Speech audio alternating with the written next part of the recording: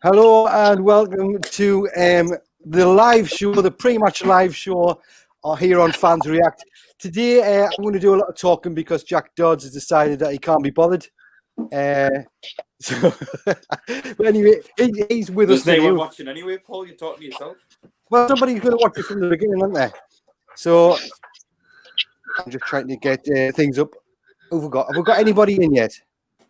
I think it goes from 0 to like 4, so there's probably a couple of people in who hasn't came up yet. Right, okay. One second. That's why you're talking to yourself. It's one of the... Yay, we've got someone in. I don't mind talking to myself. It's fine. Yeah, I know. Better than the voices in your head. Yes, exactly. Right. Who have we got here? So we've got one person watching a minute. Thanks very much, you. Hope you're having a good one. Drop a comment. We have a comment section. Let us know who you are. Say hello. Don't be shy. Don't be shy.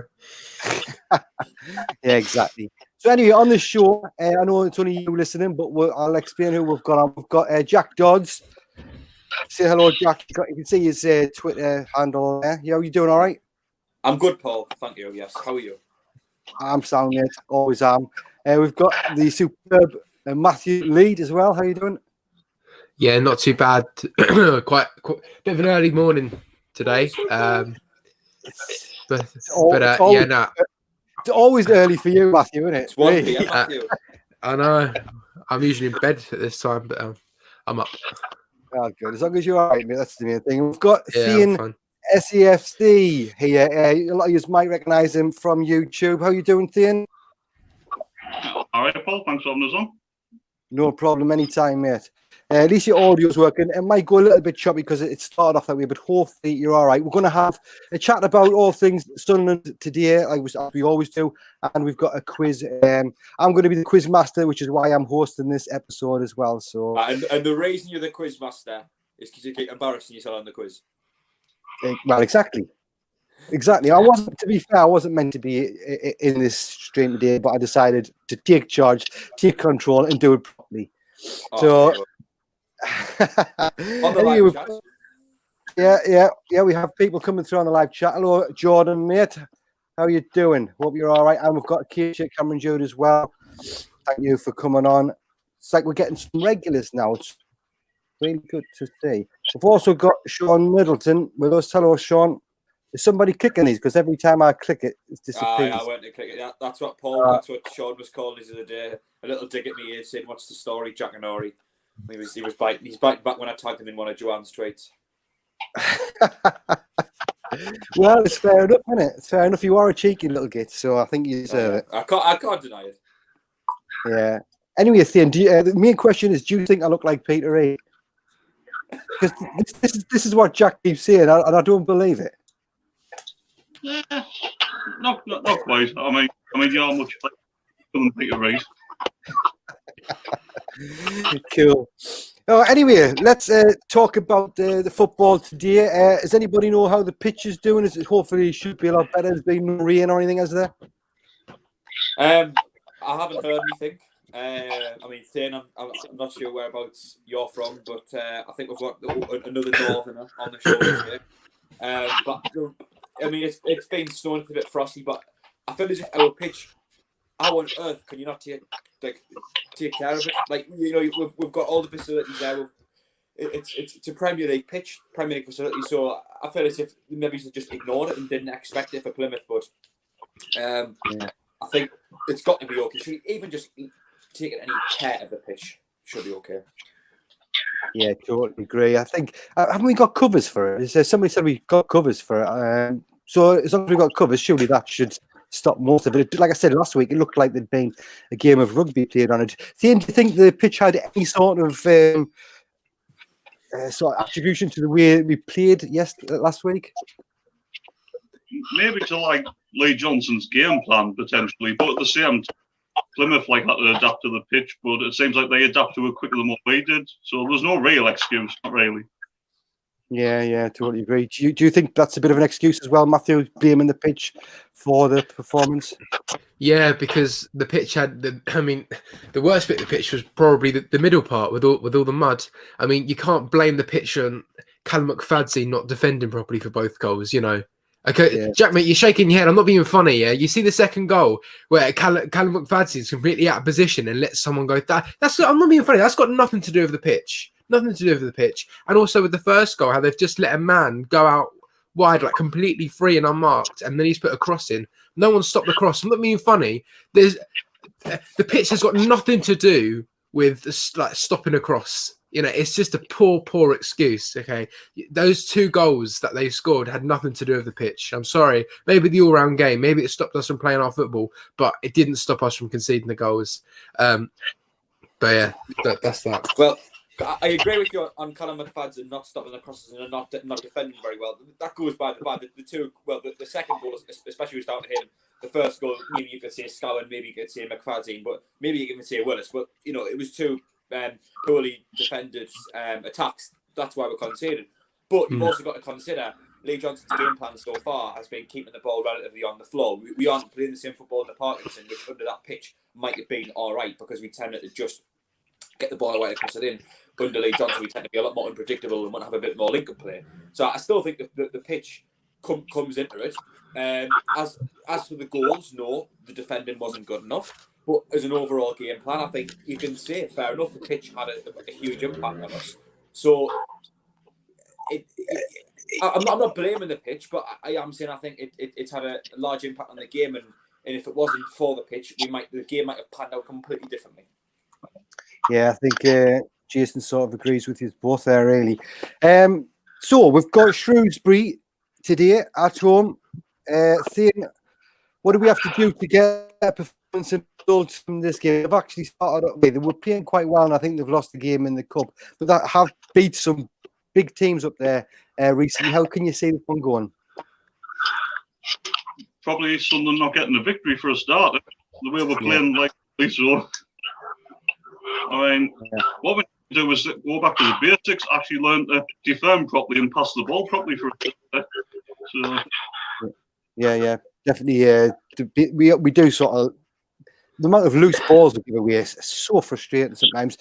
What do you think we have to do, Jack? Is this something that we need to change the formation? We've been doing that 4-2-2-2. Think you stick with that? Just call it 4-2-2.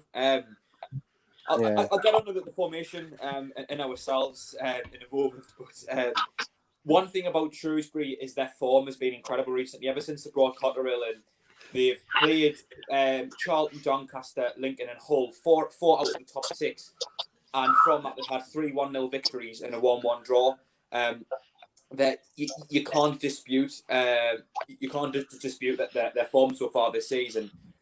Defensively, very, very good. There's 4 teams in the top 6 that have conceded 1 goal against. But offensively, their biggest goal threat, Sean Wally, a 33-year-old converted winger who's only scored 5 goals this season. So I think the key to the day lies in the first goal. Because Shrewsbury can clearly defend really well, given the fact they've only conceded 1 goal against 4 out of the top 6 recently. But offensively, they're not really gonna challenge us at all. So I think a lot rides on the first goal. As for what we do, I don't mind the 4-2-2 formation. I wasn't too keen on us playing 4-3-3 because I don't think we had enough legs in the midfield that's required to get up to support the strike. I think a lot of the players are actually defensive, Scowen, Ledbetter and Power.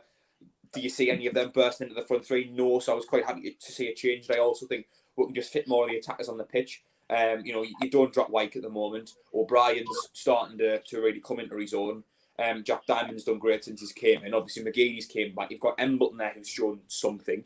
So I think you get an extra attacker on the pitch playing 4-2-2. So I don't know if I would change the formation, but as I said, the key today is to get that first goal, because if we don't, Shrewsbury will just soak up the pressure and defend for however long's left. And we ain't getting that equaliser if they do get the first goal. Yeah, I think I totally agree with that. As you see, Sean Middleton says Shrewsbury form is cause for concern. They're playing really well. Totally agree there, mate. Hopefully, we need to be on at our best today, I think, to get a result. What are you thinking, Matthew? How do you think this one's going to go? And would you stick with 4-2-2 as well? Thing is, I think Shrewsbury are going to play like every other team that comes to the Stadium of Light, and that's just kick the ball out of play, try and get an early goal, and just frustrate us all game. And I think that's what Max Power was speaking about after the Plymouth game: is the teams come to the Stadium of Light and just do the exact same thing. They take advantage of the fact there's no fans in the stadium. It's hard to get the ball back in play and actually build the momentum to try and get back into the game. We can't go 1-0 down. Can't go 1-0 down. If we go 1-0 down, we've seen it before, even with fans in the stadium. When Fleetwood came to the Stadium of Light last season, just frustrated us. For not 90 minutes, pretty much. We have to turn up. We have to turn up. We do better playing away at home, I think. But our home form is shocking, absolutely shocking, and we just can't let Shrewsbury control us today. Just can't let them control us. If they control us, then we're going to have another game like Plymouth. We've got to stay on top. Okay, then just quickly, we'll go through each one of you. Just give us a score prediction, and anybody that's in the chat, leave your prediction in the comments as well, so we can see what you're thinking. So we'll start with you, Matthew. You just said there. What do you think the score is going to be?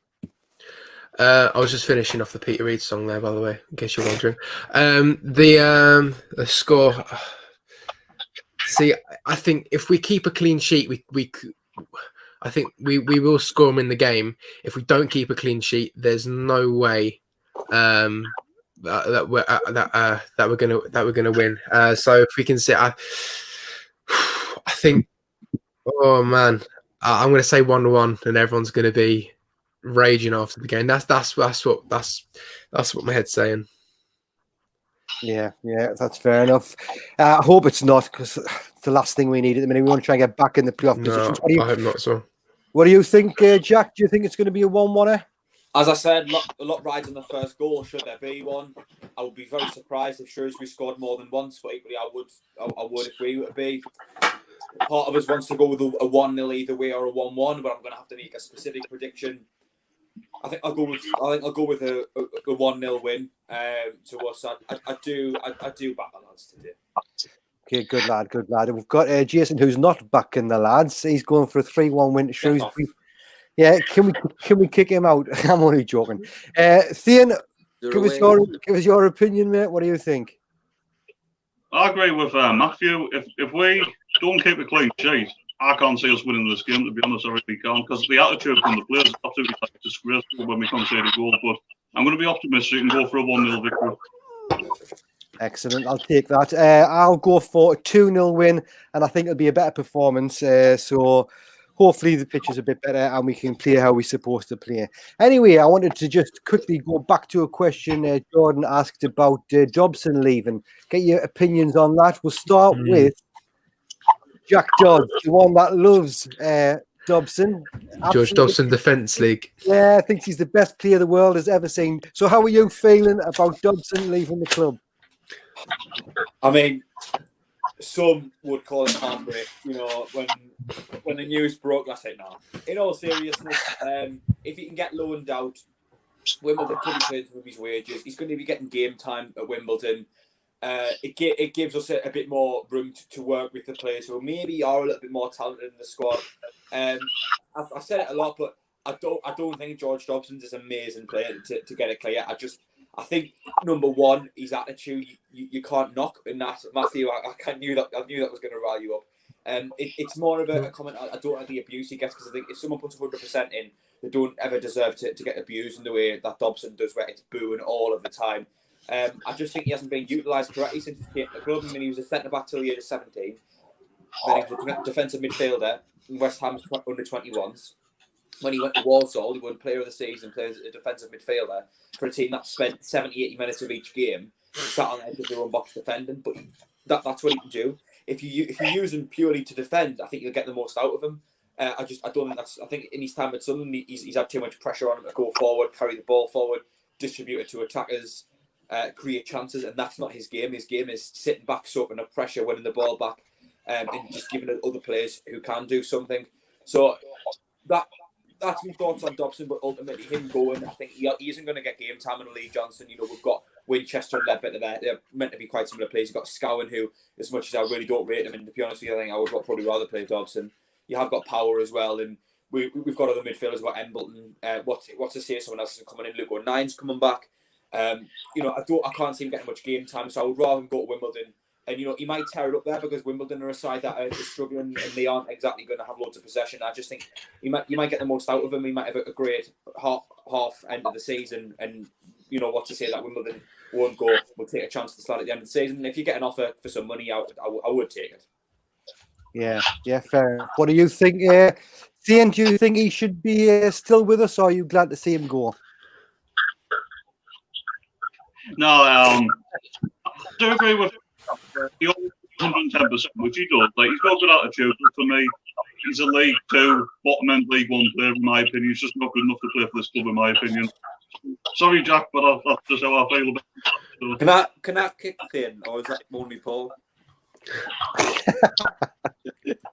No, we'll best leave him in here. I do agree with Cian, to be honest with you. I don't think he's been amazing. But anyway, Matthew, what do you think? Are you glad to see him go? Well, I kind of agree with Dane and Jack at the same time. You make two very good points, and I think what I say is we signed Dobson not because the recruitment team analysed how he was as a player, how he fit into a system. All they looked at was, even Stuart Donald said this. I remember he did a talking before the start of last season. He said what attracted us to Dobson is because the age he was and the amount of games he played. Right? Okay. Well, what if he just doesn't fit into your system?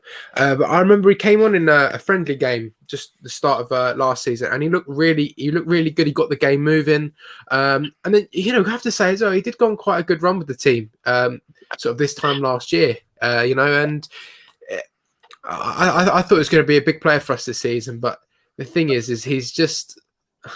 I mean, what is he, like 23 years old still? I mean, people in this day and age still consider that young to be a footballer. I don't really, but I mean, look, I think he signed quite a long contract. I think he's got another year at Sunderland for next year. So if he goes out for the last 6 months, and I think probably Wimbledon is his level. It's his level. He's not a player to be, and hopefully he can find out a little bit more about himself as a player there, whether he is a defender or a midfielder. It is true we have sort of put him in that position as a box-to-box midfielder trying to take the ball forwards, He's just not that sort of player. I think he's a bit more of a defender. I'm not too sad to see Dobson go. He's been very, very poor this season. Very poor. I mean, first game of the season, he got sent off in Hull City's half. I mean, how poor is that, getting sent off in the half you're not even defending? That is just. I just need to talk about this for a minute as well. Is the silly fouls that we give away in where we don't need to? How we pick up yellow cards and red cards in positions you don't even need to be making a tackle. They don't need to foul anyone, and he's got sent off. Sorry, that was just a lack of discipline from him. And yeah, he's not the best player. He's not good enough. He's not good enough to be at Sunderland. So I wish him all the best. He's a lovely guy, but yeah. So hopefully he does well.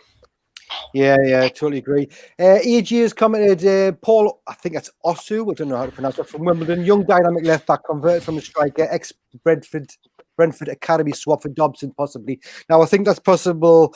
Like, they're the sort of signings we're going to be making, swaps, loans, and things like that. I've never actually, I don't really know anything about this Paul fella. Does any of you know Paul Osu and how he plays? Never heard of him, but we need a left back. Yeah, definitely. Fair enough, right? If anybody wants us to talk about anything, leave a comment in here and we'll crack on with it. I'm going to just ask the lads now about what they think the lineup should be for today's game. We'll start with Jack, mate. What do you think we should do? Is there any changes we should make from the last game? Just very quickly before I start, Stephen Nesbitt on the live chat here, Dobson, plenty of effort, but lacks attacking instinct. I think he served it up there. It's attacking instinct. He doesn't really know what he's doing going forward. The lineup today, I think Burge, that picks itself. Mm-hmm. The defence, if Willis is unavailable, you could probably only go with Dion Sanderson and Bailey Wright as the centre-back partnership, which means you've got to play Callum McFadzean at left-back, unfortunately, which, although I was for him playing a little while ago after Tuesday, I don't see how he can get in the team now. I'd probably rather have Dion Sanderson there, to be honest. Right back, probably Power for me. And that's because of a certain other player I'm going to put in the midfield. If we're continuing with 4-2-2, I'll bring Ledbetter back in. I didn't really see what Winchester did. I think Ledbetter is our most consistent performer, does pull the strings behind the attack. Scowen is absolutely useless, so I wouldn't have Scowen in there. I would probably have Luke O'Nien in there. To be honest, I know it's quite a defensive role, but I do think O'Nien's got the energy to maybe to press players a bit more. Maybe that's something we'll lack.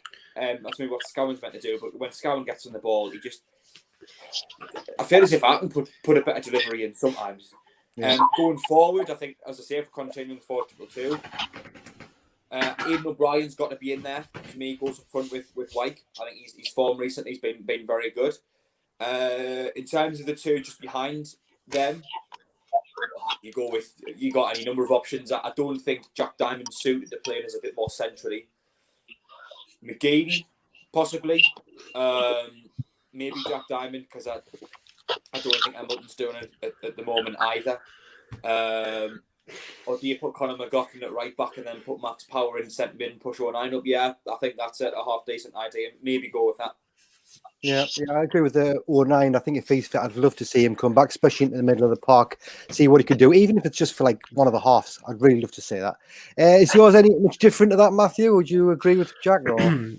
Yeah, I think it's all Lee Johnson. I think he's got a bit of a headache really with the injuries. What's going on? He said he thinks Jordan Willis is okay to play today, but with the injury that he's got in his knee, you just never know. He could wake up one morning and be in loads of pain and he's not going to play, or he could be absolutely fine and he'll play.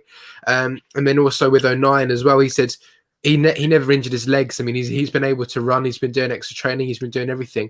But the danger with him playing at right back is taking throw-ins. He could do that and then dislocate his shoulder again. You know, it's you know, everything is going. Well, it's not really easy for Johnson at the moment. But yeah, I'd love to see O'Nien back in the team. If I'm being honest, I can see the team being very similar to the Plymouth game. And that's because, like, who else are we actually going to play apart from sort of changing the defence around? We are going to play McFadzean at left back because we actually don't have another left back fit. So that's the only, I think, one of the only positions I'd actually change. You can't change Wyke because you can't change Wyke and O'Brien because who would you have? Crick and Graham. Like you wouldn't do that. So we're gonna have to sort of keep the same team. In terms of midfield, it's either going to be sort of Winchester or Ledbetter. You know, we just don't really know yet. Yeah, so I don't know. I can see it just being very similar to if not exactly the same to the Plymouth team. But I just where are we gonna change it around? You know, because what sort of better players did we have on the bench that could come in and play apart from O'Nien, which you don't really know whether he's going to be able to play or not because of his shoulder. So yeah, I'd love to see him back, but I'm not too sure. I can just see it be exactly the same as the Plymouth game. Yeah, I agree with the team line. There's not many changes we can make. I think. No. Does anyone know how far Hume is away from coming back potentially? Months, I think. Months. Yeah, because he came back into training. And he was he got back to sort of match fitness, and then he did his hamstring again. It was a reoccurrence, so then he's out for longer now. All right, fair enough. Stian, would you run us through your little tight team lineup and give us your current thoughts on Winchester? How you think he's been doing? Just before I do that, I've just got a little question for you lads, right? Do you think Mitch Curry should be on the bench? Sorry, I didn't quite catch that. What was that? Mitch Curry. Mitch Curry should be on the bench. Oh, yeah. Personally, I think he should. I think we need to try a few different options, especially with our strike force being so poor, in my opinion. I mean, the best we've got is Charlie Wyke. And I'm not going to say he's poor because he is scoring goals. Which is what you were saying the other week, Paul. Well, I know. I mean, he plays poor, but he's doing what a striker is supposed to do, and that's score goals. So as long as he does that, then I can't really complain. But yeah, for me, I'd have Curry on the bench. How about you guys? Would you? Well, as Matthew once said, maybe he could spice it up. He could come on and spice things up, yeah. I think my front two will be Wyke and O'Brien. I think Wyke's form of late, his goal scoring tally of late, you can't knock it. He is scoring goals, and I think it's been a case all season. I think if we just got more chances to Wyke, he would be scoring, but he just hasn't been getting chances. I do think I see him getting a few more chances under Lee Johnson. You know, he got 3 or 4 at Wimbledon and stuck 3 of them away. Aidan O'Brien, I think to me, I've seen he's probably our most improved player under Lee Johnson. His touch looks so much better. His movement's fantastic. He's got a goal. We've got two really, one in the cup. So O'Brien and White for me are the front two. If you're going with two up front. As for Mitch Curry on the bench, I would much rather have him there than Danny Graham or Will Grigg, because at least he's going to offer us something. I don't really see what either of them offering us. So the first thing I thought you were saying, does Mitch Curry start? And I was like, no. But I think he definitely does get on the bench above Graham and Grigg, because he just offers us something. Yeah. So what would your lineup be then, Thane, and would you change the formation? I would actually change the formation. Probably actually go back to like a 4-3-3 or something. I would have Burge in goal, have Power right back. I'd have to give Oliver Younger a chance at centre back. McFadzean back. Ledbetter in front of the back four. I'll go with 09 and Winchester, like ahead of Ledbetter. And then I'll go for front three of McGeady, O'Brien and White. Yeah, fair enough. So if Willis and Bailey Wright's fit, you would still take the risk of chucking in the youngster? Yeah, because I feel like, what's the point in keep playing Willis if he can't even play a full 90 minutes half the time? Yeah, fair enough. Right, excellent. I just want to quickly go through a couple of the questions on here. Well, we'll start off with that one. Matthew, where did you get your black cats from on the wall? Right, a little story for everyone. My dad, he has his own painting and decorating business, and on his van that he's got outside, he's got his like company printing on the side of his van. So the place he went to go get that, it was from down here actually, and so my dad's getting it done, and the guy who's doing it, he's got a bit of a northeast accent, and my dad asked where he's from, and he was Sunderland, and he's like, oh wow, and then so he's made he made that for me. So I don't think it's something you can really buy. He does all the printing for like vans and that for branding. So he made that, and then he's done a Sunderland badge as well for my little brother's room. So yeah, there you go. Excellent. I do like it. Everybody comments on it. You get a lot of people noticing it online. So yeah. Right. Thanks for that update, JJ. Hume did have a hamstring injury, but he's had a hernia up along with McLaughlin. So I don't know about that. I don't know about that. Cause I think it was Flanagan and McLaughlin had a hernia. But Lee Johnson did say that he had a reoccurrence in his hamstring. So I'm not sure about that. But it's Flanagan and McLaughlin definitely for the hernia. Okay, cool. We've got Jordan asking us, will you guys be doing another live stream for Ipswich on Tuesday? I'm off work, so I'm available. As long as Jack and Matthew is, we can have definitely have one. We'll sort one out. Time's always 2 hours before kickoff usually, so 5:45. Is it 5:45? That's Is what it must start like. Yeah, it's live on Sky. Oh, Yeah.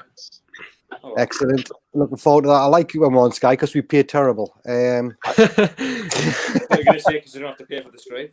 Well, I don't pay for it anyway, but yeah, there you go. I get free access because I'm so well liked by the club. Yeah, obviously that's a joke. I was just talking about being Peter Reid there. Anyway, right. Yeah. Any questions? Keep dropping them below. That's a very good one. You'd have to explain it. I know. I'm not very good at telling jokes, mate. I never have been. But yeah, if you want to leave a comment, want us to talk about something, that's fair enough. If you're watching this, would you please give it a thumbs up? That helps us get noticed out there. Share it as well on Twitter if you want. That would do. Just see it. We're watching this live now. Come over and join us. And more people get in here, the better for the channel. I'm going to go and move on to the quiz very soon, actually. Might as well get started. I've got 20 questions.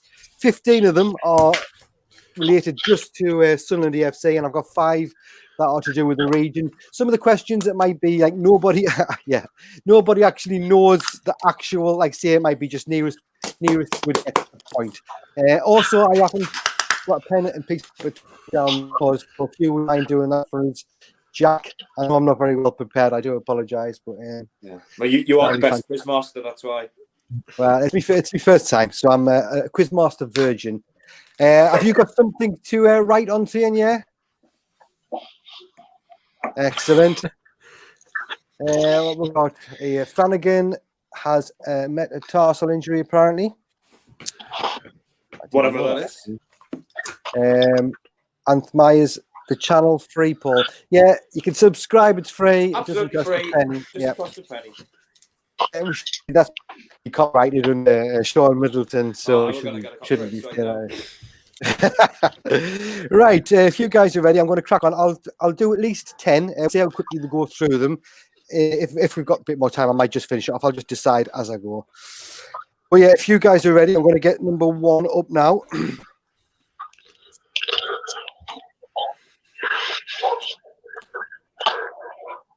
Right, so here we go. Sorry to keep you waiting there.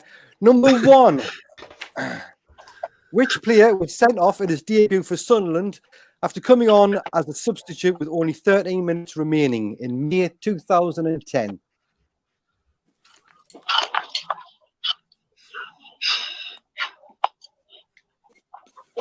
If you know the answer to this, don't write it in the comments. At least wait until they've shown their answers if you can. That'd be fantastic. Otherwise, say just start cheating. You can't trust them. That's what Matthew does.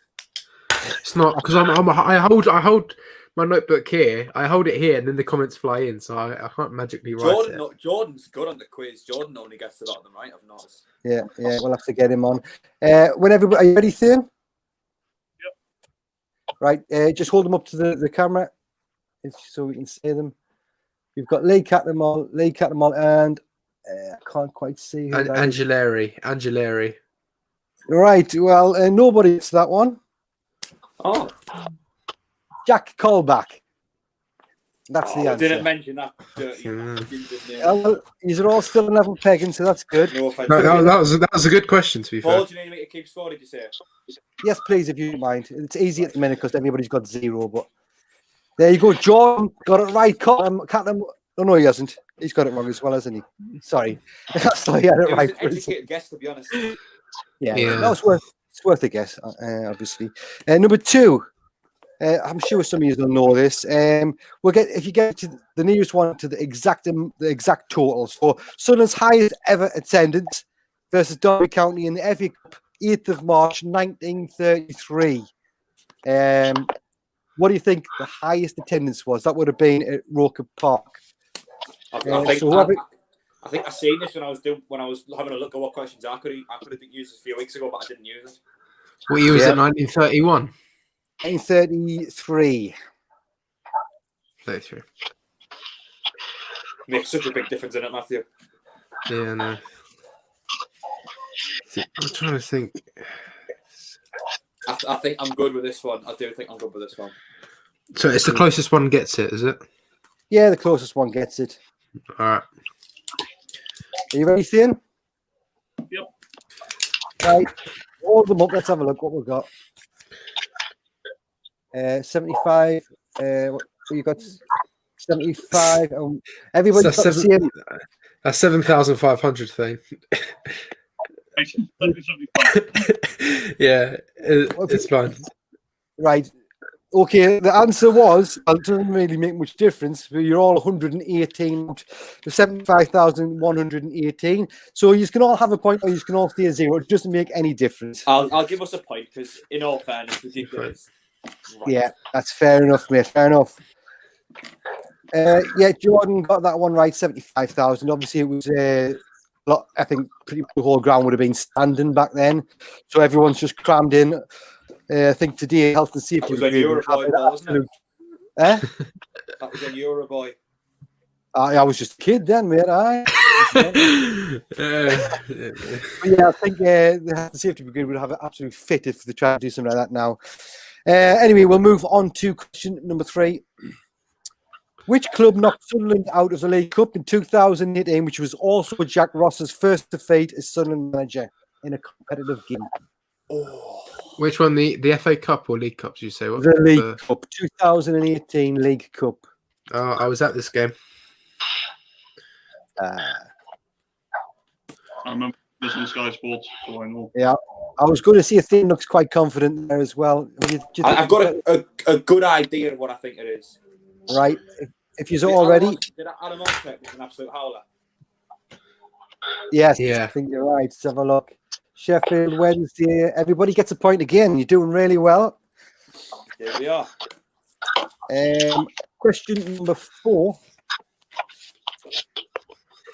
You ready? Sunderland won the Boxing Day fixture in 2004-1 at Bradford City. What position in the Premier League did that place Sunderland?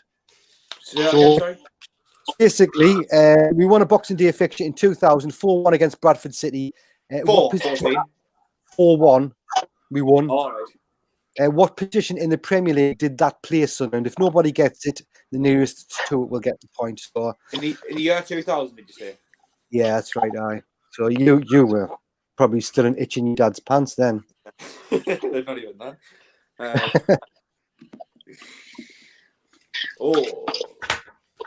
2000. 2001 season. Just a guess this. Yeah, I just think guess. I know. Obviously. Right, go for it. 5th, 1st. What's that one? 11th. Jack gets it, I think. Let's have a look. Oh no, it's 3rd. So It's between me and Matthew. We both got a point, Drum. Wait, what did you put? What did you put, Jack? 5th. 5th.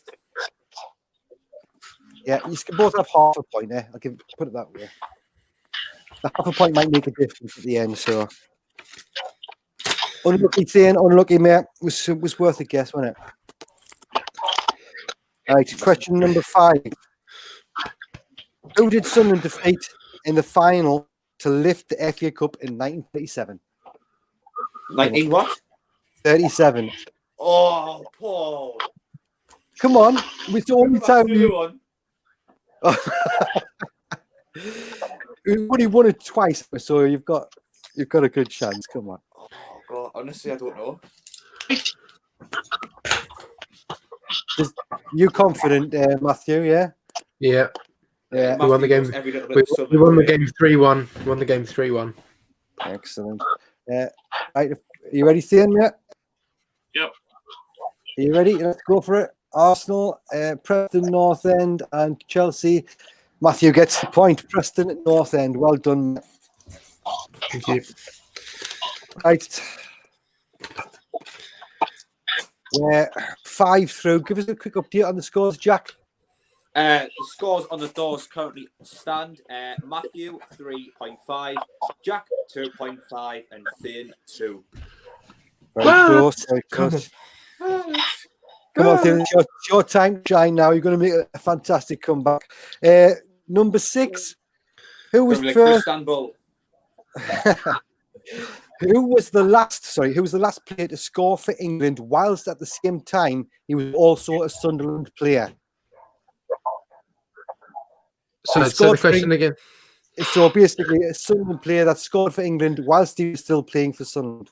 When was the last time that happened? Which player was it? A long time ago.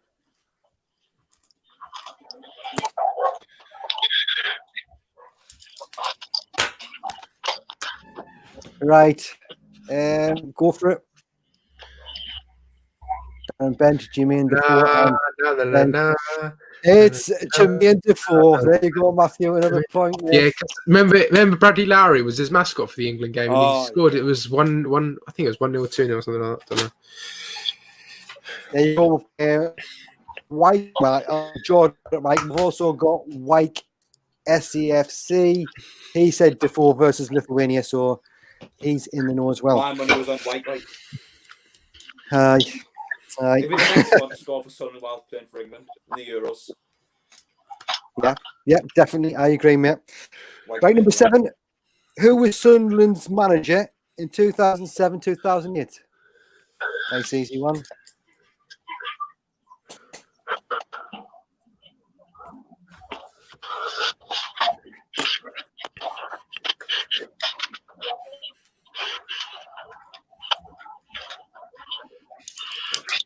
Ready? Go for it.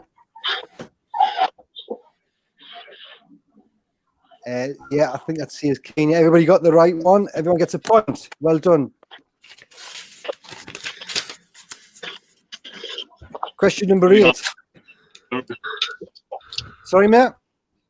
I'm just saying, sorry, my handwriting is terrible. No, it's because I'm sitting quite far back from the screen as well. I can't really see it. Number 8. How many points did Sunderland finish with in the season 2002-2003?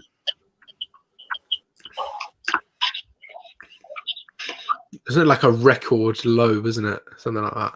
I'm not giving any clues away. We got relegated, didn't we? Yeah. I'm not giving any clues. You were born during that season, Jack, weren't you? 2003, that's when I was born. Same.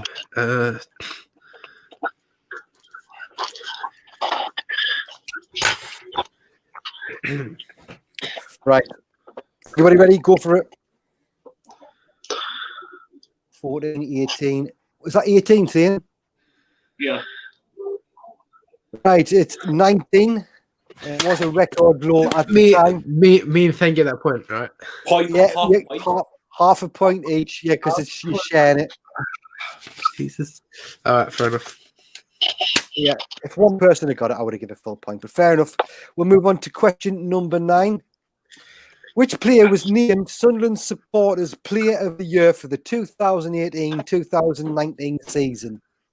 So the Sunderland fans said he was the best player we had. Who was it?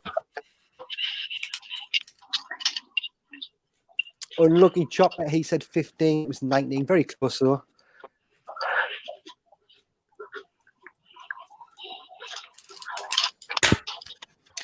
Right. Everybody got an answer? Hold them up I'm now. changing mine. All right, okay. I'm ready. Go for it. Go for it, yeah. Aidan McGeady, and O'Nien. It was Aidan McGeady. Well done. I'm looking for 09 got Young Player of the Year, so kind of. Yeah.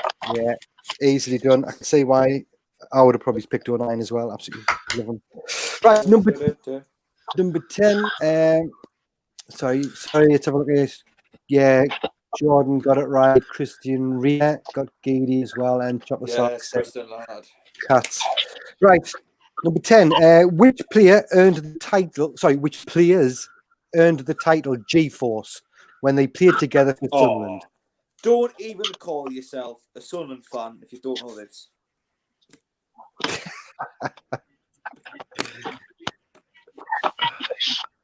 So so that question again? Which what? Which players earned the Which title players? G-Force when they played together for Sunderland? So 2 people.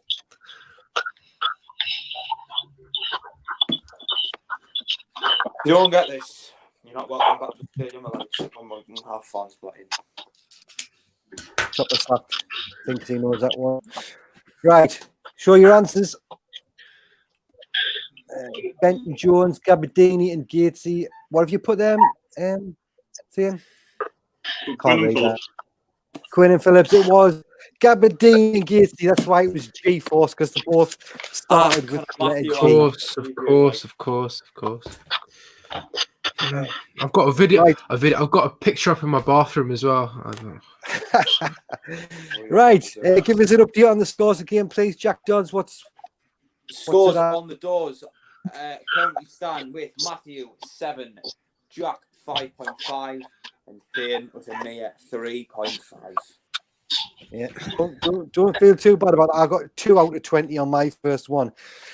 So you're doing better than I did already. Yeah. Right, I'm going to keep cracking on with the quiz. We've got another 15 minutes or so before the team news comes out, so we'll just crack on with this. If you're ready, we'll go to number 11. Who was the last goalkeeper to score a goal for Sunderland in open play? Got this one already.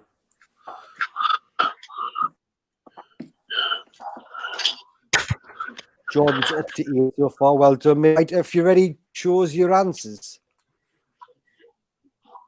I've Oh, got sorry, no, I don't know. Yeah. Well, it was the Poo Millionaire, Mart Poo. I can't remember what year that was, but it was a while ago now. 2006, 2007 or something Yeah, like the that. Alzheimer's kicking in. 2005. Exactly. Come on, Jack. I've got it right, man. All right, number 12. Right, so Sunderland have won some accolades over the years, but which one of the following statements is true? So I'm going to read 4 statements out. One of them is correct, okay? Can we do A, B, C, D? You could do A, B, C, or D, yeah. So They were crowned the champions of the world. B, they were the heaviest team ever to play in the top flight. Or C, they were voted the most handsome team ever to play in the UK. Or D, they were voted the most well-dressed team at the Football Awards ceremony. What kind of question is that? Well, it was on a proper quiz. It's a proper So quiz. which one's true? Yes, Yeah. there's only one of them true. So That's the question, Matthew. they were either I'm just crowned thinking champions out of the loud. world. Uh-huh. Fine, now.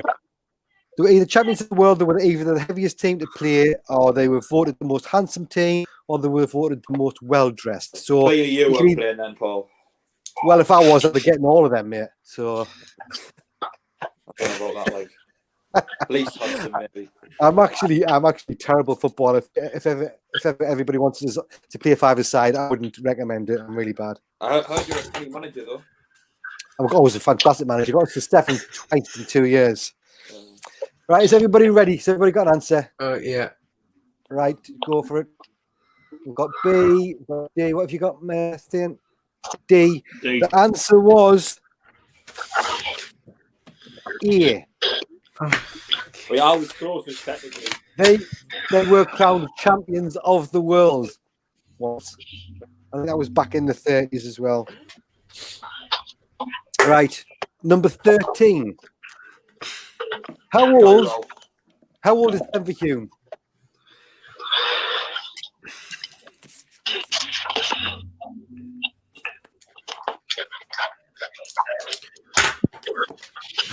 His birthday recently, wasn't it? I think it was, yeah.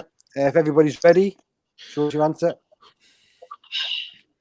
23, 22, 22, or unlucky, Jack, it's 22. Come on! He's pulling away with it. And Theon's going to catch you, Jack. Is he? No you were. Number 14. What Right, shirt number is Bailey Wright? Matthew will know this, definitely. I know people's shirt numbers from like 10 years ago. No problem. Right, show us your answers. 5, 5, 5. Everybody gets a point. Well done.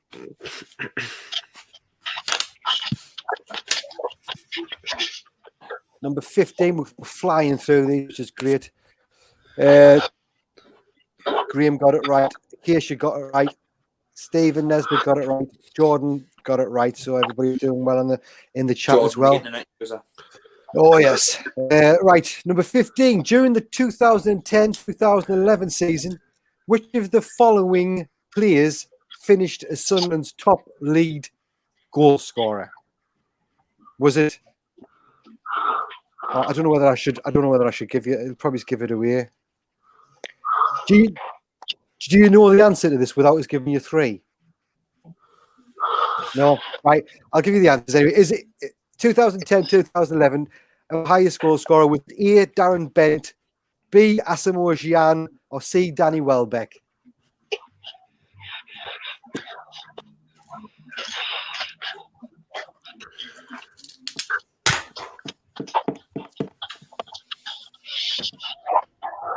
Right, show us your answers.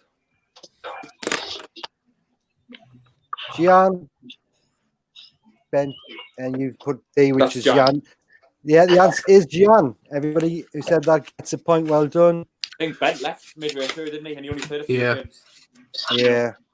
EGG, the pitch looks much better. Well done to all involved.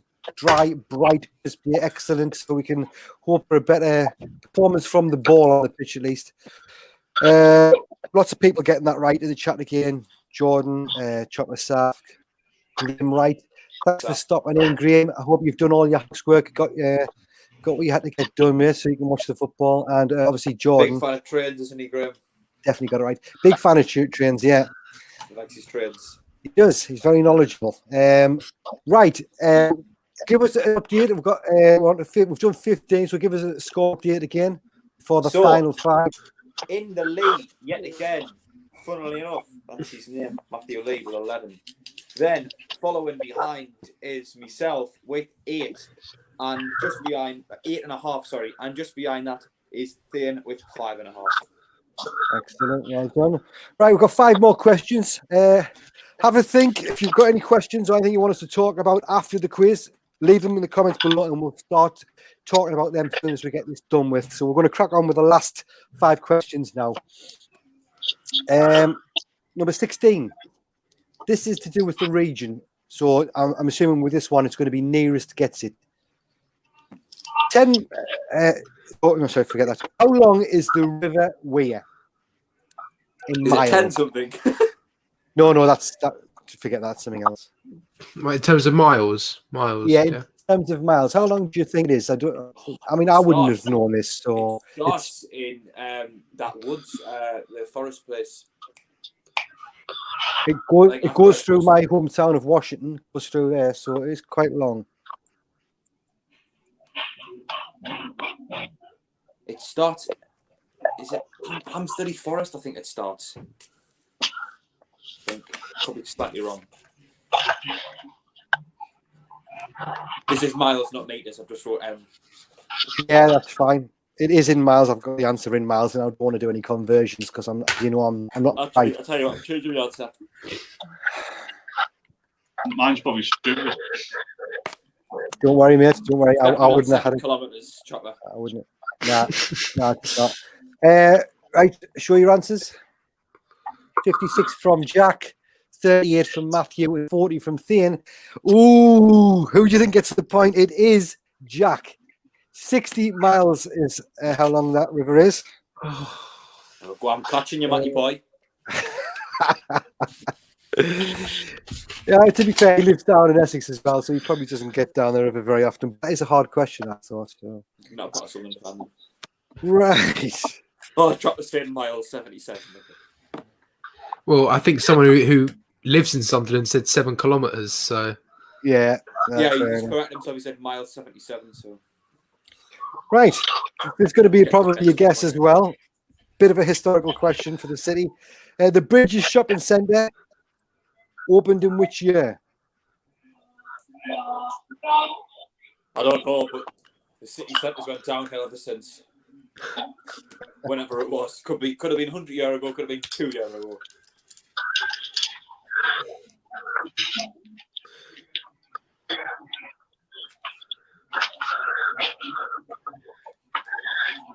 Nearest one gets the point again, so there's a lot to play for here. Has everybody got an answer? yeah. Go for it. 2003, 1989, and 1955 from Thing. Matthew's got the point. 1988. He's not. I mean, come on. Come on, man. Nice one. Right, question number 18. How many columns does Pension Monument have?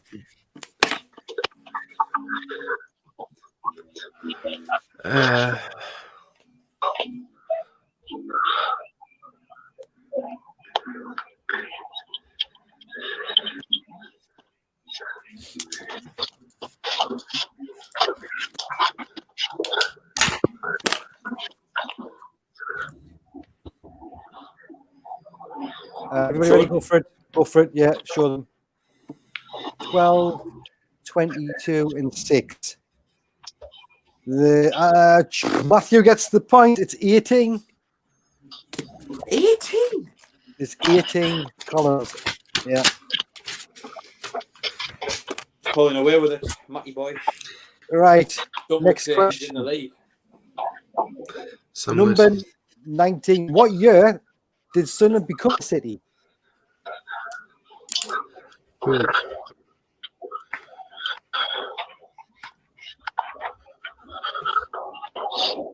It was the anniversary not so long ago. It was like a big event, I think, of a big number. Say not too long ago, I mean, no. If you were quite a bit older, you would probably know this one. But, it's not. We it's not, would know I'm not only clue I'm going to say. It's not like a long time ago. Right. Has everybody got an answer? You ready, Matt? Yep. Show us your answers. 95, 2000, and 1895. It was 1982. So who got the point there? It's got to be me. That's got to be me. What did you put, Jack put 2000. 2000. Yeah, it is. Matthew gets the point again. Flipping Wait, it. what year was it? It was 1992. I was going to put 1992. Cool. I was going to put 85, but Then you are aware Paul said it wasn't that long ago.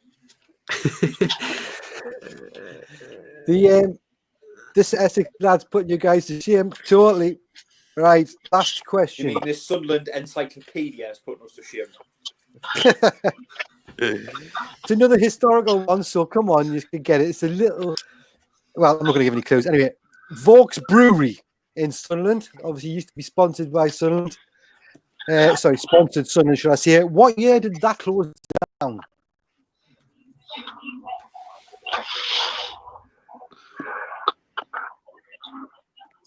Chop was saying thought it'd be a city already because it was a cathedral. I don't know what cathedrals in Sunderland. Like Durham have got one.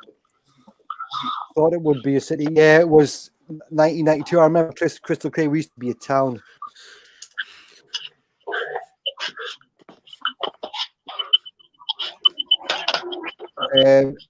Has everybody got an answer? yeah. Show us your answers. 1998, 2000, and 18. what's that? 1982. Right, 1982. The answer is half a point each. It's 1999. Graham Wright got it right. Jordan obviously got it right as well. Stephen Nesbitt was close. I think Jordan's got every single one of them right. Yeah, he's got you internet to use. So. I think he's going to kick your ass when he comes on in. Yeah, I think he will. Yeah. He will. Wait until he comes on and gets exposed because he can't just use his phone. Right. So, what's the final scores, please, Jack? The final scores are in, and they stand at a grand total of pulling away in the lead. Matthew lead with 15.5. Myself with 10, and Thane with 5. Very good. Very good. Well done, lads. Enjoyed doing that. Well done, Matthew, for winning again. Is that 3 in a row now? That's 3 in a row, yeah. So come on, like the way you time derbies days. Yeah, I know. Get a 6. We need to get somebody on. We need to get somebody with encyclopedia brain. Has the team news come out yet? On my phone now, it'll be 2 minutes. 2 minutes. 2 minutes. 2 minutes. Excellent. Look forward to that coming through. I'll give you the day off. I'll do it. Huh? No, I'll do it. I like doing it. Jordan said he got 20 out of 22. I don't know. We only had 20 questions. So Jesus. I don't understand that one. Yeah.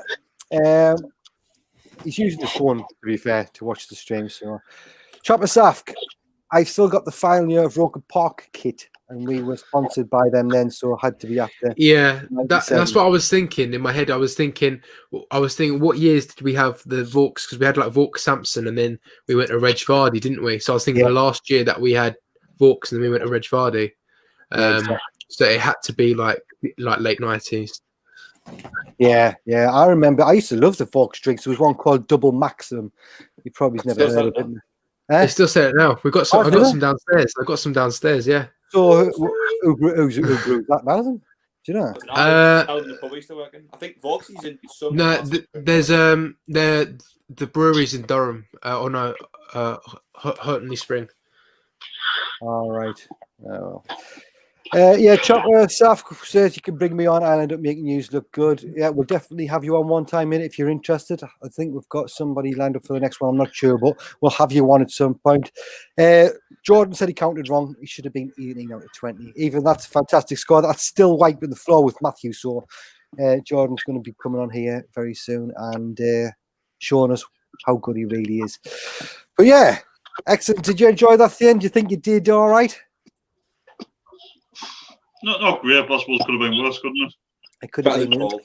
You were a lot better than me, mate. So yeah, that was very good. Lineup should be out any second. I'll read it out, Matthew, if you want. You're putting the banner on. Yeah. Any second now, yeah. should be out. I think I'm getting a notification as we speak. Yeah, the starting 11 is out there. Have a look.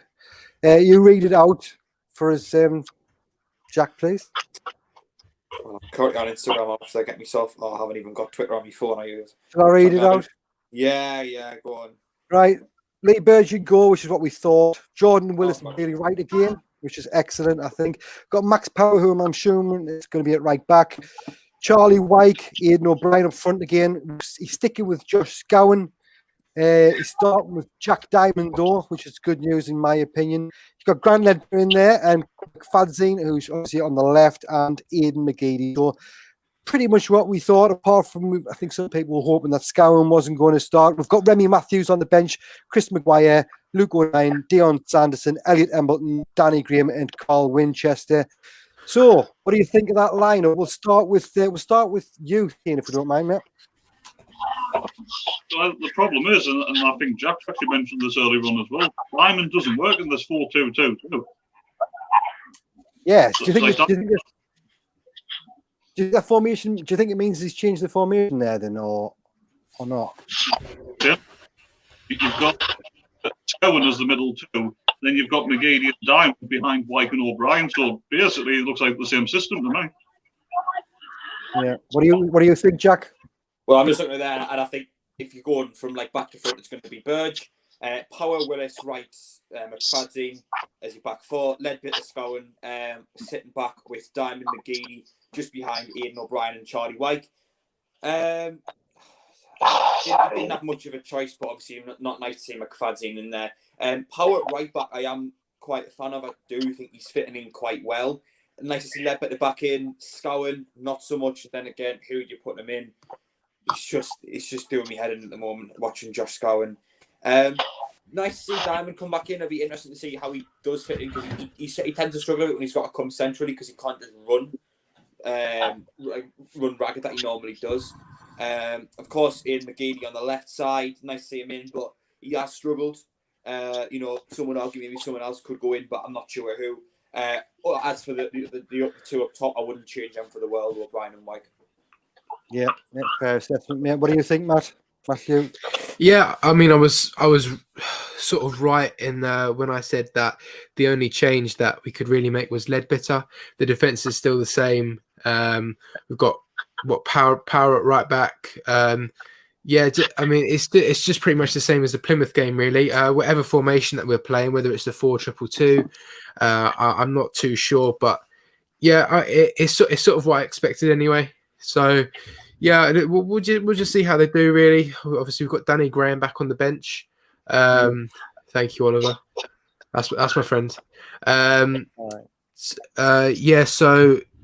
got Danny Graham back on the bench, which I don't quite know how he's found his way back on there. We've got so it's just the same, really. The only person I thought was going to get taken out was Winchester or Scowen. It was either going to be Winchester or Scowen, and I think Scowen's been in there a little bit longer. Winchester's only had his first game, but we'll see. We'll see how they do. Yeah, totally agree.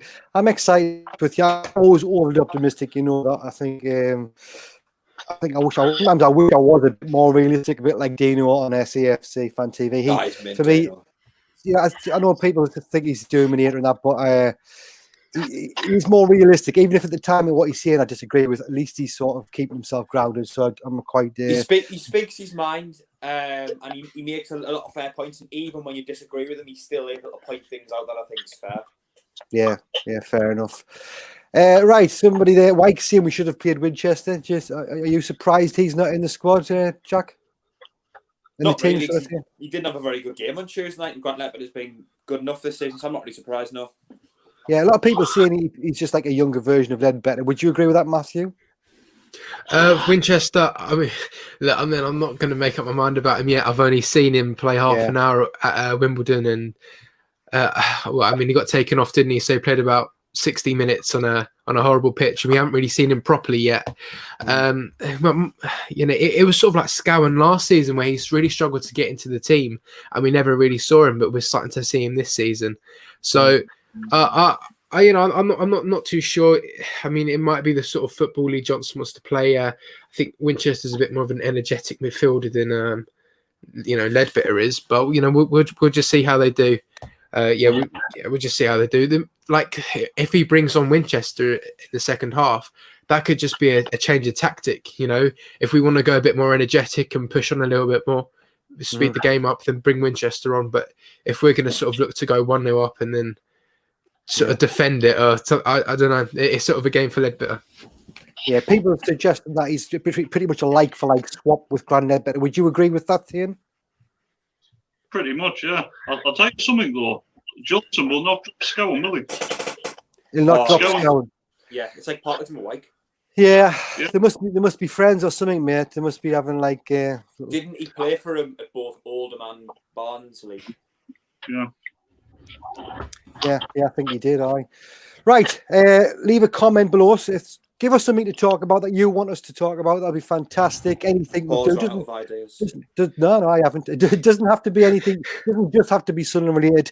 You can ask us about ourselves or anything. Ask away. I do want to quickly ask you what you all think so far. I think of Lee Johnson. Do you think he's the man that's going to get us promoted this season? Are you happy with it? Do you think maybe we should have stick with Parkinson? What do you think, Jack? Johnson so far, I don't think he's had enough to judge him properly yet. Also, you've got to consider he has had everything thrown at him. It seems injuries, positive cases, and any number of things that have came in his way of just doing what he wants with the team. Too early to judge for me, but I do give him some credit for what he has done. Is what I would say, and I like what he appears to be doing. As a character, I don't think you can knock him. He's very open and honest, and he takes responsibility for the team. I quite like him, but I think it's a little bit early to be judging him. So far, so good, but we'll have to wait and see. I think we'll know a lot more at the end of the season. Do you agree with that, Matthew?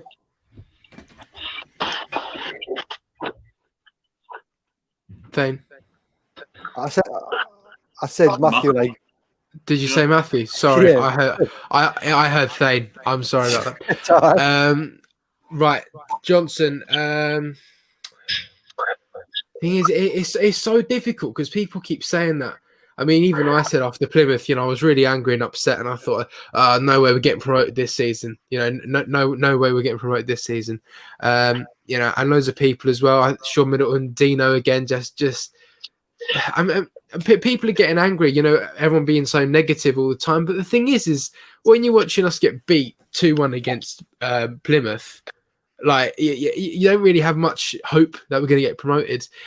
Johnson, thing is, what I think it's Nick Barnes, the point he made to him was, you've got players there from Jack Ross, you've got players there from Parkinson, and you're going to bring in your own players, and they're all from different, sort of different times, and they can't all fit in together. So it's the players really, I think. But it's weird how the season goes on, and we go from blaming the owners to blaming the manager, and then to blaming the players, and you sort of run out of people to blame. And it's weird how that works. So I think the manager, he can do everything he can, but just the players have to deliver on the pitch as well. Do I think we'll go up this season? Not automatically. I think it's going to be at the most. I think we're going to do is squeeze into the playoffs, but I can't see us going up comfortably. As Sunderland, in true Sunderland AFC fashion, we're going to make things very, very, very difficult for ourselves for no reason whatsoever. But we've decided that we're going to do that this season, like we do every season. Yeah, definitely. Chris Scott on the chat agrees with that assessment. Seeing people even on Twitter, I've noticed they're calling for Lee Johnson to be sacked already. Oh, it's not going to do anything though. It's not going to do anything because you keep changing the manager. You can't keep changing the manager, and the manager can only do a certain bunch of things, like put a style in and put another formation in, or just try and change the mood around the place. But if those players they're the ones who are playing on the pitch, you know, creating those opportunities, missing those open goals. You know, I could say if Will Griggs scored a few more sitters, then Parkinson might still be in a job now. It's just down to little fine margins, you know. We keep changing the you know, the manager, and I don't think it's. I mean, I didn't like Parkinson. Don't get me wrong, but keep on doing it is. You know, something else needs changing. You know, something else needs changing. We've got players at the club who just can't handle playing for Sunderland. I'm sorry, but they just can't. The players aren't good enough, Matthew. It was my defence of Parkinson quite a lot. Was you can see he's not getting the best out of these players, but realistically, what is the best out of these players? Is it much better than what we're currently seeing? I don't think the players are good enough to finish in top 2 at all. I think we are at playoffs at best side. I think if we finish in the playoffs, Lee Johnson's done a great job. I look at the team and I think where's the creativity in there? Probably aside from McGeady, who's what 34, 35.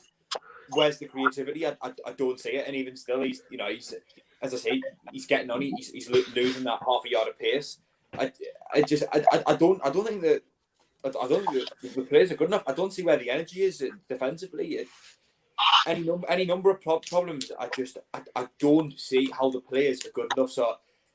To me, they're the problem, not the manager. Yeah, I totally agree with that, mate. What about you, Theo? How do you feel? Are you one of these wanting to go, or are you quite happy with him, or does he need more time? What do you think? You asked me that on purpose, didn't you, Paul? I did, mate. I'm not saying that Johnson should go or anything. He is a good manager in his own way, but I'm just worried about this. Josh Scowen, for me, was the worst player on the pitch on Tuesday, right? Why is he still in the team? Yep. I don't agree with that. Why is 09 not getting the shout? And why is Winchester being dropped? Now, I'm not like overly hyped about Winchester, but out of the two, Scowen should have been the one to be dropped, not Winchester. At least Winchester it can pass the ball like Scowen. So, yeah. I don't know. Yeah. No, I totally get that, mate. So. Do you think he's doing a good enough job other than that? I do agree. I think the biggest problem as well is people's team's not good enough. I also think as well for League One, these players are on too much money as well. Yeah. For example, I think what 17 grand a week or something?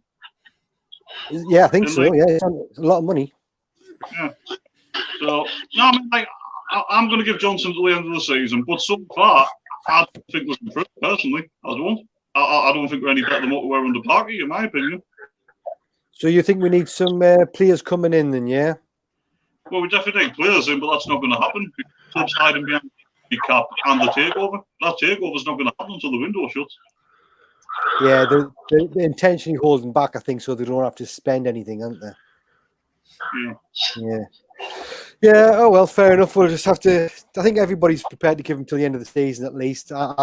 Even if we sort of just miss out on the playoffs this season, I think I'd be quite happy to give him another season, a full transfer window season with players that he brings in. So far, I like how he speaks. I know he's had a lot of bad luck with this COVID and games getting suspended and stuff, but yeah, I'm quite happy to see him, like, hopefully get us up there. Right, that's what we've got here on the chat. Who would you put up front if we... I'll put on the screen here. Who would you put up front if we had to only play one? O'Brien or Wyke? Matthew? Wyke, because he's scored more goals this season. So, yeah. Everybody else agree with that? Definitely. Yeah. It has to be. I think Wyke's proved a lot of people wrong. I know for a fact he proved me wrong because I didn't think he would get. I had actually, it was a sort of bet on with Umar that he wouldn't score like double figures. So obviously I've already lost that bet. So yeah, I'm quite happy with that. What we've got here, Chopper Saf does what we are playing. There are better players out there for sure. Can't remember which one we're talking about there. But yeah, there we go. Anyway, we've got Theo on here. Let's ask you a little bit about your YouTube channel. How do you think that's going, mate? Yeah. Well, as it could, I suppose. Like, not too bad. So, yeah, I'm happy with it. What are you doing on there at the moment? Let everybody know what sort of content you're putting out. I'm not doing anything on there right now because I'm on here. Well, not right now. It's just match previews, match reactions, transfer news, things like that. Yeah, I really enjoy watching your stuff. Very good, knowledgeable person, even though you didn't do very good on the quiz. But we'll let you off with that one. Jack, your YouTube channel, what's happening on there at the minute? You got any guests coming up we need to get excited about? Or is it all hush? Off the top of my head, I can't think of anyone coming on in the immediate future. I had a Nick Barnes on, I think it was Thursday morning. I spoke to Nick, and part 1 and 2 is already up. I don't think he's ever really spoke much about his life and kind of his path to where he is now as a commentator. So I focused on his time growing up in the southwest, his boyhood club, his move up to the northwest to Carlisle, and then his move over to Newcastle. His time there, came to Sunderland, kind of talking about which different managers were difficult to interview, which managers he enjoyed interviewing the most.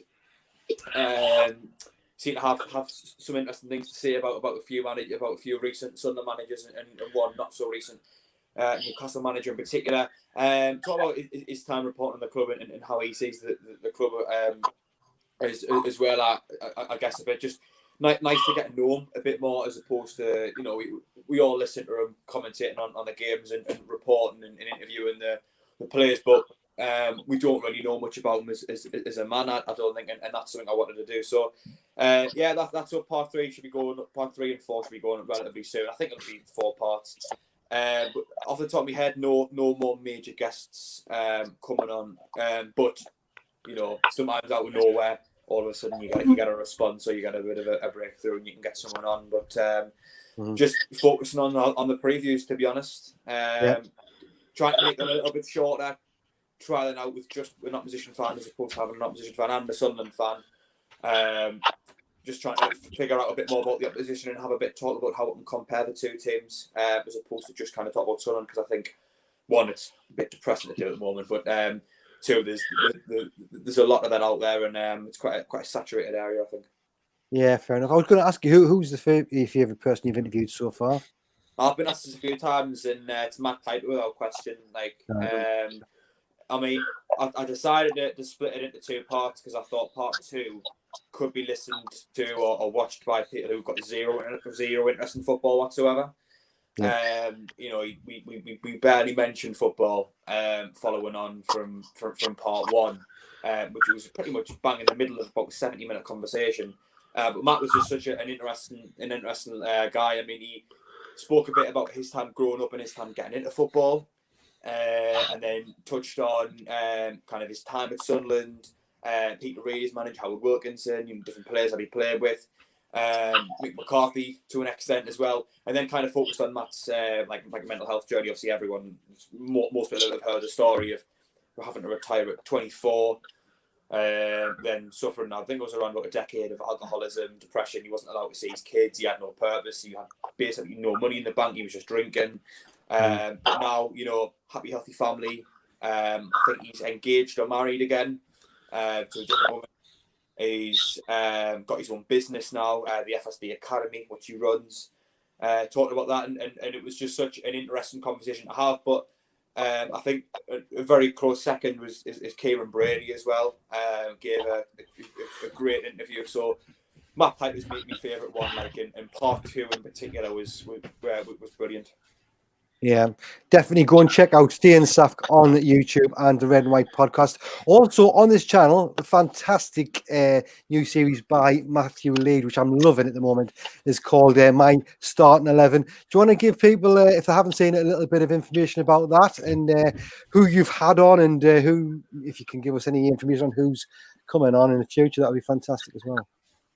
Yeah, well, I mean, just like Jack, really, when you said, you wanted to make a bit more of an upbeat series, because everything currently is also, negative. Even we were just talking earlier just about what's going on currently, and it's not something nice. And I don't really enjoy talking about it or necessarily sort of listening to it all the time. So I wanted to make something that was a bit more upbeat and looking back on a positive history that we've had. Got a few guests on. I got yourself on, Paul, and I had Graham Falk and Conor Bromley on so far. I mean, it's only just the beginning, but I've got an ex-Sunderland player coming on, and some like well-known Sunderland fans as well. It's difficult to get guests because, especially at the start, because when you send them sort of a sample video of what it is, and there's only one episode, I'm going to get on every Sunderland fan. It'll get to a point where I'll just get every single Sunderland fan on I see. I'm just trying to make that. If anyone wonders what I haven't asked them yet, is I'm just trying to make sort of an initial impression of getting sort of well-known Sunderland fans on, and then anyone is welcome to come on and tell their stories, because at the end of the day, that's what we love to hear from each person. We love to hear the best memories that you have of this wonderful team that we all support. I say wonderful team, it's more of a wonderful club than a team at the moment. But yeah, it's I recently got an email from probably one of Britain's best authors, who seems like he wants to come on for about 5 minutes, but at the end of the day, we'll still get him on. But yeah, so yeah, it's hopefully got quite a good future, but we'll see. We'll all see how it goes. But yeah, I think it's really enjoyable. So yeah, everyone can expect a message from me in the not too distant future, asking them to come on and tell their story. Yeah, totally agree. I must admit, what you said about it being upbeat, that's what I like about it. And everybody's got different views and opinions on who were the best starting 11 for Sunderland, especially the age for a start off takes that into account. So somebody who I thought was fantastic, somebody else might never have heard of. So I really absolutely love it. It's getting good views as well. So if you haven't watched that yet, that's my starting 11. It's on this channel. Just have a look for it. And I think, as I said, there's 3 episodes out there now. All of them are fantastic. Right. Yep. Go back into the chat here. We've got Jordan who's saying he's calling for White and McGeady to score today. That would be fantastic. As long as they score less than 2 goals, I'll be happy with that. Sean Middleton, I don't think he's impressed with the 4-2-2 formation by the looks of it. No, I don't think many people are impressed with it. But he likes his emojis like Sean, doesn't he? He does. If Joanne was here, there'd be lots of love hearts, wouldn't there? But yes, she likes the hearts, Joanne. No, it's good. Joanne might watch. Joanne does watch usually. I think she must be busy today, probably drinking wine or something. But don't see I said that. Yeah. Jason Ashman, Matthew Pennington plays for Shrewsbury this afternoon. Started for Everton in the game we won at the Stadium of Light to send the Mags down. To be honest with you, I'm not very knowledgeable with any other teams lineup or players. Does anybody know much about Matthew Pennington? Does anybody know who the danger man is for Shrewsbury? I'd say the danger man is for Shrewsbury today. Donald Love. Yeah. That would be Sean Worley up top. Matt Beatson was a Shrewsbury fan, and I wrote about this on ELS. Check that out if you haven't. About just like previewing Shrewsbury, and he said if they get any result, the key will be through Sean Worley. As I say, a 33-year-old converted winger now playing up front. They tend to play 3-5-2. He's only scored 5 goals this season, but he's a top goal scorer. The thing with Shrewsbury is they don't really tend to score many goals, but they keep it tight. That's the Shrewsbury don't have a danger man. They have a danger tactic of just not conceding, and they haven't really done that recently. They haven't really conceded much at all. But Sean Worley up top, expected to play on the left side of the front two. I believe Odu is the lad who plays next to him, something along those lines. 19-year-old young striker for Shrewsbury, but he doesn't tend to contribute with many goals, I don't think. But Sean Worley, good on the ball, quite quick, can run at defenders, has an eye for goal, but only scored 5 this season. So he is the danger man, but how much of a danger he is, then I don't know. Yeah, it's going to be one of the games. It depends if Sunderland show up and play how we know they can play, which we know they can play better. I don't know what it is, whether it's this 4-4-2 system or what, but there's something not quite right at the club, in my opinion. Ethan Dixon, come on, the lads. Why the hell is McFadden starting? Who would we replace him with? Is anybody we would replace him with? Potentially Oliver Young will come in at centre-back and push Dion Sanderson out of left-back. Put Younger in centre-back. Taking you disagree, Matthew? Just because a player's age under 23 doesn't make them brilliant, and we can't bring in No, I know you're not, but like some people just keep bringing in like young players and that, and it's easy to say, we just bring this young player in, we stick him on the pitch because he's the missing formula to what we need. Just we have first team players and under 23 players for a reason. Let the actual first team players do the job that they're meant to do, and if they can't seem to do that, then we might have to look at that. Desperate times call for desperate measures. But yeah, no. As far as I'm concerned, I want to keep the first team players in the team. They have bad games and they have good games. At the end of the day, League One players. But yeah, so just. Who else are we going to play apart from McFadzean, apart from putting maybe Sanderson at left back or anyone like that? I'm not too sure. But yeah, I don't want to start seeing under 23s like play every week. If he's good enough though, and he's only made 2 appearances, one of which was a first half performance against Fleetwood, where he probably would have won man of the match if he played like that in the second half. The second which mean he got 10 minutes the other week, and granted didn't have a lot to do against Port Vale. If he's good enough, why not? Like, I don't say put him in because he's young. I say put him in because we might not have anyone else there to play.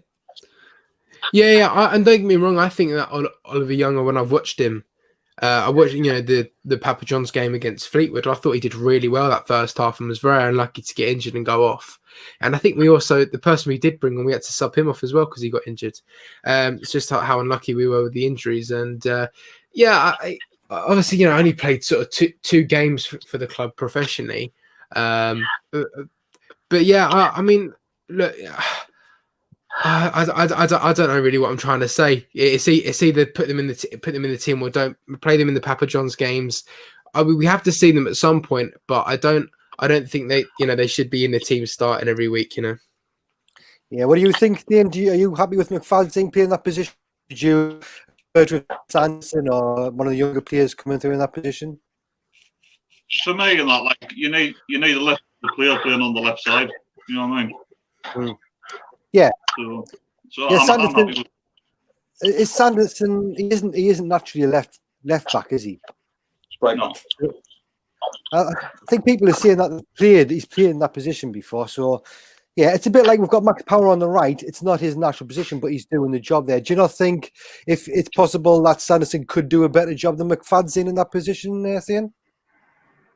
The only problem is if he's going forward anytime, he's going to have to cut back on his right foot all the time because he'll not be able to use his left foot as well. So that's just one. I mean, I do Sanderson. Don't get us wrong; he is a good defender, and that he's got some pace. But for me, you play Sanderson right back or you play him centre back. You don't play him left, in my opinion. I just think Callum McFadzean's so poor that anyone who can possibly replace him do it. Defensively, I mean, I don't think he'd be a bad option as a wing back, but as a fullback, he just doesn't have the defensive capabilities. Yeah, fair enough. Yeah, right. In the chat, we've got Chris Scott, who said excellent interview with Conor Bromley. So there's one up for you, Matthew. Thank you very much, Chris. Thank you. Michael Hood's getting ready for the match. Come on, how are the lads? That's what I like to see, a bit of positivity. I think, do we have this one? Sanderson left back. Yeah, he said that would be a better option, but yeah, we don't know that yet. So Philip Emerson. Can't see any improvement until hopefully transfers in January. That's a big hopefully, isn't it? A tough game today, hopefully a win, but could be another shock.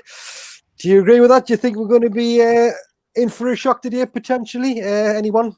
Looking at recent form, I think it could be a shock. I mean, yes, they are 20th in the league, that's 3 points above the relegation zone, but I said it before, they've played 4 top 6 sides recently, first, second, fourth and sixth, and they drew 1-1 game. And they won 3 others at 1-0.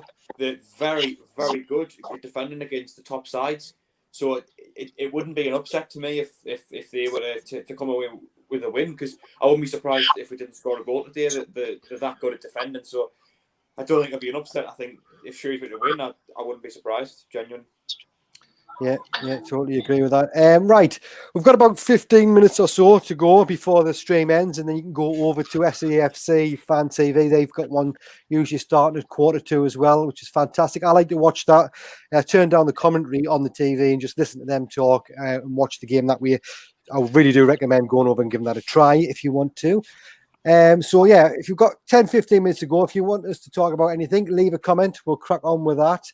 At the minute, we've got Chopper Safk seeing how we are, the lads. Another positive comment. We've got Ethan. I think that we just need a left back, a creative midfielder, and a pacey striker that contribute goals to the side. I think that would solve. What a dream! Yeah, that's a dream, though, isn't it? That is. Spot on. I think everybody's thinking the same thing from what I can gather. Does anybody here think we're going to get any signings between now and the transfer window close? Even if it's like a loan signing or a swap deal or something like that. What do you think, Jack? Lee Johnson said in his press conference that to hold tight on the transfer news, that there is news coming. I can't see us realistically getting to the end of the transfer window without bringing someone in. Like, Yeah, it can't be. If it was one position that you had to pick, which position would you pick? Creative midfielder, because we just can't create chances. I think we've got players who can convert chances. I do think White will convert chances if you give the good enough chance to him in the box. I think we know we've got players like Chris Maguire, Lyndon Gooch, Lyndon Gooch is out, been in and out. He's not playing today, obviously. Maguire's form's been up and down, but we've Jack Diamond and McGeady. We've got players who we know can finish chances, as well as having White up front who will convert chances if given to them. The problem comes with us not creating. That's it. I think if we created chances, a lot of our problems would be solved. We just score more goals and win more games. Yeah, definitely. Would you agree with that, Dan? I seen you nodding there. So you think if you could only pick one position to strengthen, you'd go with creative midfielder, would you? We just need like a playmaker from the centre of the park, because all of our central midfielders just do the same thing. Really, they're all defensive minded. We need someone that's going to pick the ball up and drive forward. Yeah, definitely. I would have said striker myself before White started scoring the goals, but I still think we need one urgently. Somebody a bit pacey. What do you think, Matthew? If I'm honest, we need to sign someone who's going to be a pain in the arse for the other team, because we have players who just sit back and pass the ball back and look sideways, and it's boring. You know, we almost fall asleep watching Sunderland, man. We need someone who's just going to be a pain in the ass for the other team. They just can't handle him. Who's all over the place, you know. Whether that's a young, pacey winger, because you know I'm not being funny, but like Maguire and McGeady, you know, yeah, all right, they've got a bit of quality, you know, maybe lots of it, whether it's that intelligence or the shot that they have, but they're getting on, like they're 30, like Maguire's like 33 or 32 now, and McGeady's nearly 35, and you know, we're just like just such an old team, and there's no one young who's hungry and wants to get the ball and drive on and actually cause a problem or two for the other team. You know, I don't know, we're all just very satisfied in the game of just sort of sitting back and, you know, looking who's behind us, who can I pass to behind me, and then White standing up the pitch waiting all game for a pass. That's what it is. We need someone to connect our defence and the attack together. Well, whether that's Luke O'Neill, I'm not too sure, but we need someone who's just going to be a pain in the ass for the other team, because at the moment we're not harsh enough. We're not harsh enough. We're too soft. You know, even if it's a foul, we don't get in the referee's face. We're just very happy to let it go and let the other team control us, kick the ball out of play, waste time.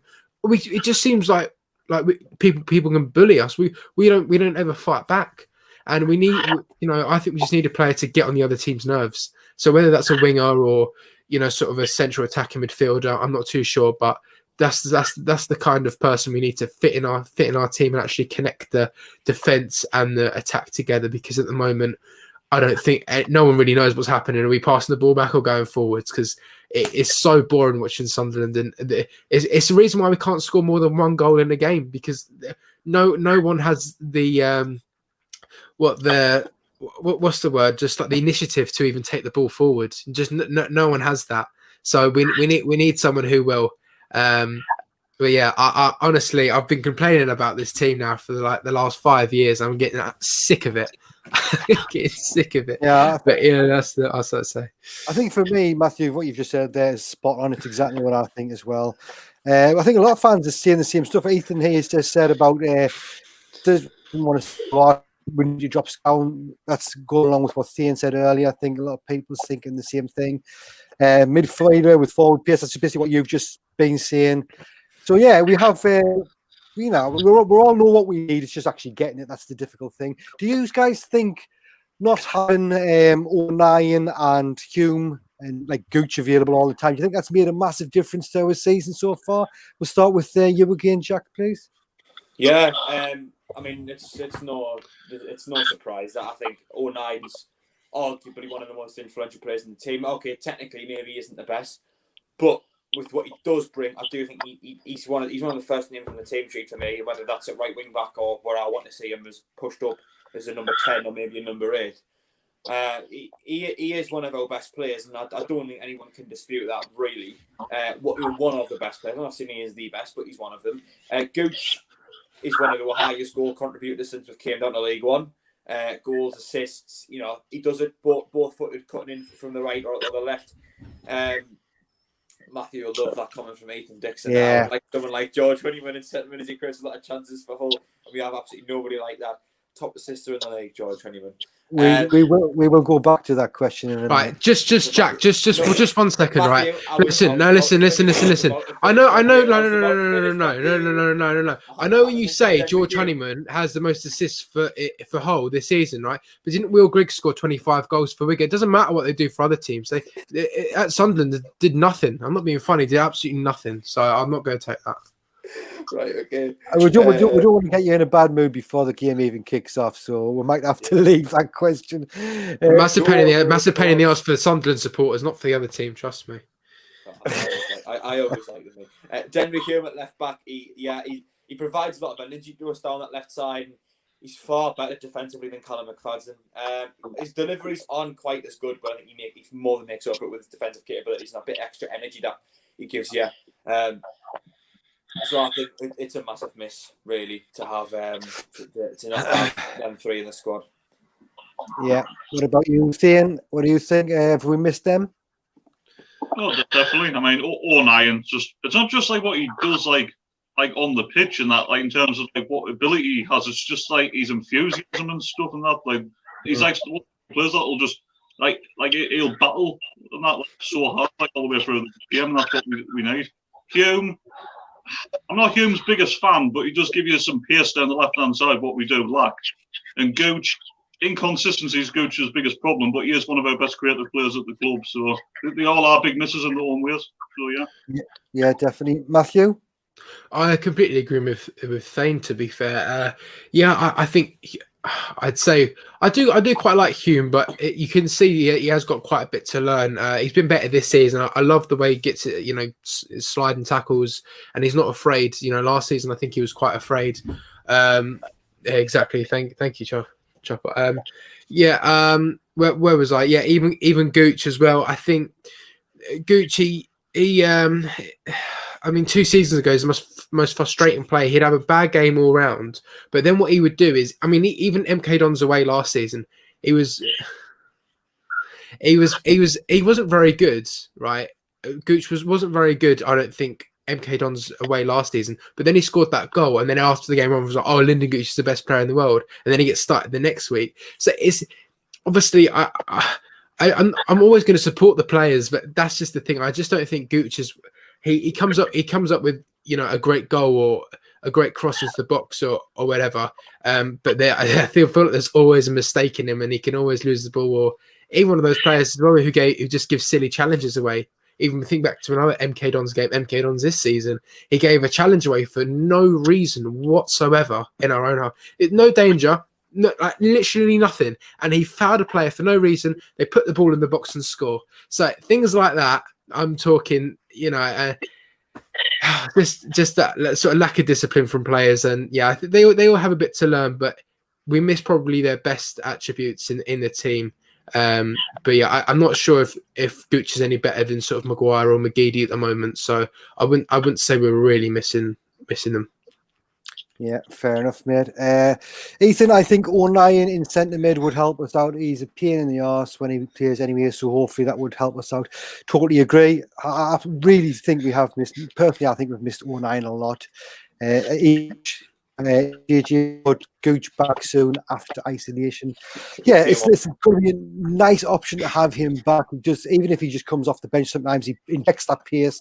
A very attacking-minded player, and he's not the worst player ever. I mean, I know sometimes he runs into a brick wall, but did you want to say anything about Honeyman, Matthew, or should we just leave that one? I think we should just leave that for today. I think we should just leave that for today. I think we should say he gave us a lot of energy going forward, and we've missed his energy since he left us. And he organised all the nights out in the dressing room, so that's why he should. That's why he should stay at Sunderland. Yeah, Scored fair a lot enough. of important goals. It's unreal. Anyway, I just want to ask you guys quickly. We've scored a couple of goals from right through the middle, which I think was I can remember Dan Neil scoring. Sorry, putting that ball through to Grigg that time. Somebody who did that somebody did that recently. Scowen did one for Wyke. Probably Yeah. the only thing Josh Scowen's done. Yeah, it was a fantastic through ball. Where you could see that gameplay was one of the best bits of gameplay for me. I don't know what that noise is, but somebody's tumble dryer turned on or something. I think it's the shower upstairs. I'll just mute my mic. Yeah. So do you guys think? We'll ask you, Jack, first. Do you think we should try and do that a bit more often rather than chucking balls in from the wing to Charlie Wyke, who's not the best player with the ball at his head? I think it's been clear that Charlie Wyke isn't really a target man. He's a poacher. That's what he is. He'll score goals inside, mainly inside the 6-yard box, but he ain't going to win headers and hold the ball up and bully defenders like a typical target man. He isn't going to do that. So yeah, I don't think Wyke is really target man. I think he's more of a poacher. So if you want to create chances to him, I don't think it's necessarily the best way to go about it. Go out wide and stick loads across. I don't think it's an option, but I don't think you should do it religiously. Under Phil Parkinson, that was all we ever did. Teams figured it out straight away. Under Lee Johnson, we've started playing centrally a little bit more, and it's starting to work a bit. So I think if you can have a mixture of the two, that's ideal. Which that's what I quite like about the 4-2-2 system, because the two behind the strikers can either come centrally or they can stay out wide, quite easily, really. And we can change it up as the goal, really. And just because one's out wide, another one can come centrally, and vice versa. So yeah, I would definitely think when you play through the middle the odd time, because we can reap the rewards of it, and it doesn't suit Charlie Wyke's game to be constantly going for headers. I think George Finneman would be fantastic in such a role, Matthew. Yeah, fair enough. Thean, what do you think? Do you think Wyke's better suited to balls through the middle, or is he good getting them in from crosses as well, coming in wide?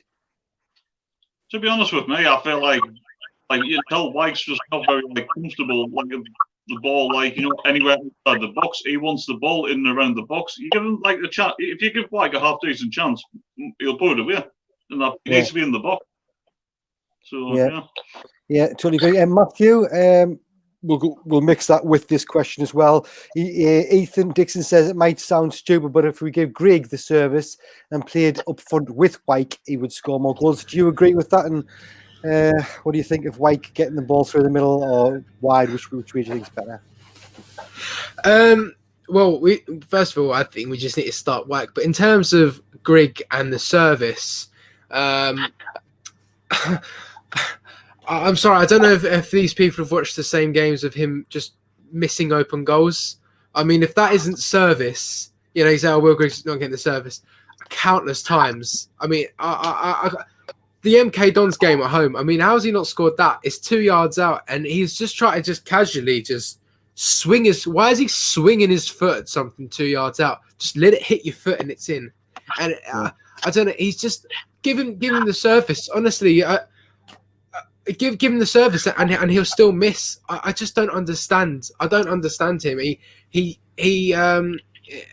Sunderland's career is over as far as I'm concerned, and I know people might think I'm sounding quite negative here, really? but I'm not. I'm actually no, but I'm actually surprised. But I'm actually not a negative person. I'm actually quite positive. But the thing is, I'm just sick and tired of this club being in the third division of English football for the third season, and it is definitely going to be the fourth season as well. And if everyone just is light-hearted about it and just thinking, we'll just stick Will Grigg in there, who's just missed open goals, and we'll have Honeyman in, who literally was one of the worst players I've ever seen. In terms of his footballing ability, just want to put that out there first. Right, and it's just things like this really that just get on my nerves. Will Grigg, he just couldn't care for playing for Sunderland. He couldn't care. He doesn't want to be here. Just let him go. He honestly does not want to play at Sunderland. He's missing open goals. He's just, as far as I'm concerned, just a waste of space. And I'm sorry, but he just needs to go. He doesn't even deserve to come back into the team, because it's an absolute disgrace. he's and the chance that he's missed. And it's not a mistake. You can't make the same mistake 4, 5, 6 times. If you make it once, that's a mistake. Make it a second time. Okay, that's really unlucky. Make it 5, 6 times. I'm sorry, but that is an absolute disgrace, and he should go. I'm sorry, but I'm sick of it now. I think I'm on the same page as you now. To be honest with Greg, he's had his chances for me. This is going to be the end of the stream. I want to quickly get just a yes or no answer. Thean, should Greg go or stay? 100% yes. He should go. He should go. Jack, what do you think?